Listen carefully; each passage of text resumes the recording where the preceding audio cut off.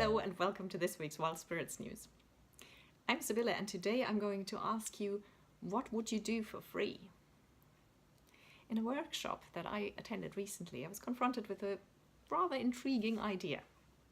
Now the trainer didn't go on as it's usually the case about you need to focus on what makes money and always think in terms of profit. No, he actually said you should earn your money doing what you would do for free. And I was just taken aback at that shift in thinking.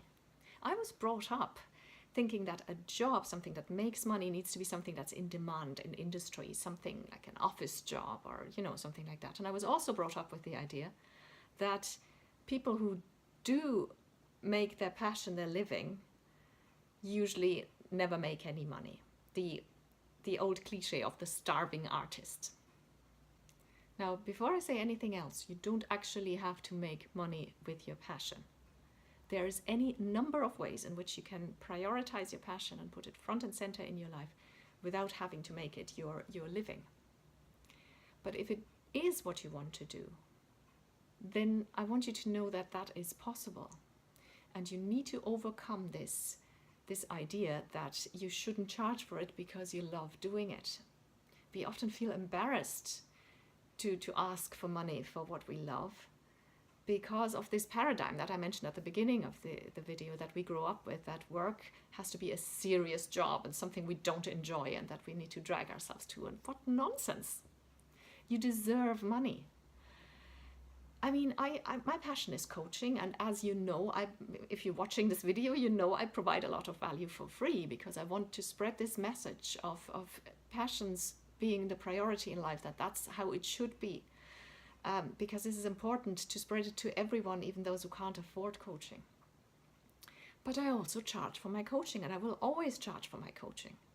And I have two reasons for that. The first reason is that obviously I have bills to pay too, and I deserve to live in abundance, and I deserve money. That's sort of the egotistical reason. And the second reason is actually for the benefit of my clients. I have a friend, a fellow coach, a colleague, who a while ago doubled her coaching prices. She doubled her rates. And 6 months later, she told me about her experience. And she said she'd gone into this thinking with a lot of fear, thinking, I'll never get another client in my life. Nobody's going to pay that much for coaching.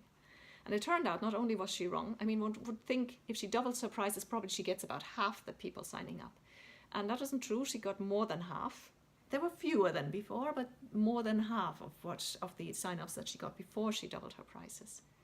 But what really changed, she told me, was the results of her clients. After she doubled her prices, the results went through the roof. It's like because people have paid a lot more, they really showed up for the coaching. They really took it seriously. They did the work, they implemented, they were present, and they skyrocketed. And that really made me think, now, don't worry, I'm not going to double my prices anytime soon or anything, or ever. And I'm not going to even raise my prices anytime soon. That's not why I'm telling you this story. I'm telling you this story to encourage you to take yourself and your work seriously, because then your clients or the people you sell your art to or the people you sell your books to or whatever you do are more likely to take you seriously too. And it's for their own benefit. Say you're an artist and you sell prints of your art for a couple of bucks on the internet. Somebody will maybe hang it up in their room, and when a friend asks them what is that painting, they'll say, oh yeah, that's that I bought that of some girl off the internet. If you charge what it's worth, all your work, all the years of training that you've done and of practice, then they might answer a little differently when they're asked about the painting by a friend. They will say, oh, this is a painting I bought from the artist so-and-so, saying your name, and she lives in this and that country, and isn't that an incredible painting? I mean, I paid quite a bit of money for it, but isn't it so worth it? And then their friend might actually say, it really is. What was her name again? I need to look her up too. And you might even get a referral out of it. I mean, think of it. How many times have you recommended an artist with the words, oh, you need to check out artist X, Y, and Z because he sells his stuff really cheaply. Not really, right?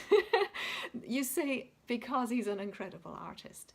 And part of that value is, in our day and age, expressed in money. So take yourself seriously. Ask for what you're actually, for what you work and what you are actually worth. And then open yourself to this abundance and the gratitude of doing for money what you would actually do for free because you love to do it so much. Are you a member of the Tribe of Wild Spirits yet? If so, perfect. And if not, why on earth not? What's wrong? Come on, go to wildspiritscoaching.com and fill in a little form there. You'll receive a weekly email with Wild Spirits news. It's 100% spam free, that's guaranteed. In this weekly email, you'll find a link to the weekly video feature like the video you've just watched, but also background information, additional resources, inspiration, and some exclusive offers that are exclusive only to subscribers. So go to wildspiritscoaching.com, or you can Google Wild Spirits Coaching. That'll get you to my website as well. Thanks for watching.